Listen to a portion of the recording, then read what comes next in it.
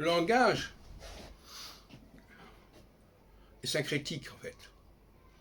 Le langage nous parle du singulier et du pluriel, du masculin et du féminin. Mais souvent, les gens prennent pour acquis l'ensemble du langage, alors qu'en réalité, ils ne sont concernés personnellement que par certains aspects du langage. Le langage est une sorte de structure, de cité, avec de nombreuses demeures. Et nous ne sommes pas faits pour toutes les demeures. Il y a des gens qui sont faits pour le nous, et les autres qui sont faits pour le je, par exemple, le JE. Et ceux qui sont faits pour le je ne sont pas faits pour le nous, et ceux qui sont faits pour le nous sont pas faits pour le je. Donc déjà, quand quelqu'un qui est fait pour le nous emploie le mot je, ça coince.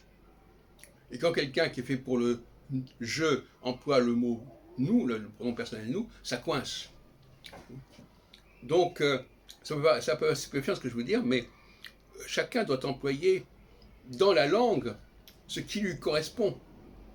Et il n'a pas accès, même si matériellement il peut le faire, mais il n'a pas accès logiquement à toutes les expressions de la langue. De la même façon, par exemple, que il y a du féminin qui existe, si un homme n'a pas utilisé des mots féminins, et une femme n'a pas utilisé des mots masculins, par exemple, ce serait déplacé. Et je terminerai en disant que la faiblesse du saturnien, c'est son je, et la faiblesse du jupitérien, c'est son nous. Le jeu du saturnien est toujours très faible, très frêle. Qu'est-ce que c'est que ce jeu du saturnien? C'est une façon très nuancée, enfin, avec un tout petit détail qui pourrait distinguer le saturnien A du saturnien B. Mais il est complètement pris dans le même système, quelque part. Alors que le jeu du jupitérien, lui, est beaucoup plus puissant, beaucoup plus distinct, beaucoup plus marqué. Mais inversement, le nous du jupitérien est très faible. Il n'a pas de lien. Justement, le mot lien est un mot saturnien. C'est un mot contraignant, le lien. Il n'a pas de lien puissant avec les autres. Et donc, c'est dans ce sens-là qu'il se retrouve seul quelque part. Pas seul avec lui-même, au contraire, mais seul en tout cas avec les autres.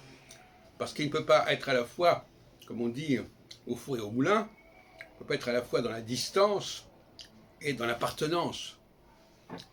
C'est l'un ou l'autre. Celui qui est trop dans l'appartenance ne peut pas être dans la distance, et celui qui est dans la distance ne peut pas être dans l'appartenance. Et donc il est perçu, je dirais, comme un étranger au groupe auquel il appartient, mais ce qui lui permet d'ailleurs, d'une certaine manière, de pouvoir revendiquer une sorte de direction, de leadership. Parce c'est le leader parce qu'il est justement différent, qui va incarner le progrès, qui va incarner le changement. Si on est complètement comme les autres, on n'incarne pas le changement.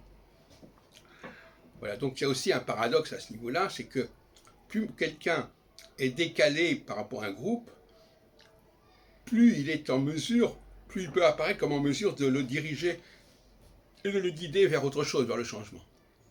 Et inversement. Donc, le jeu, tout à l'heure je parlais de grammaire, le jeu du saturnien, il est presque inconsistant quelque part. C'est un nous en réalité.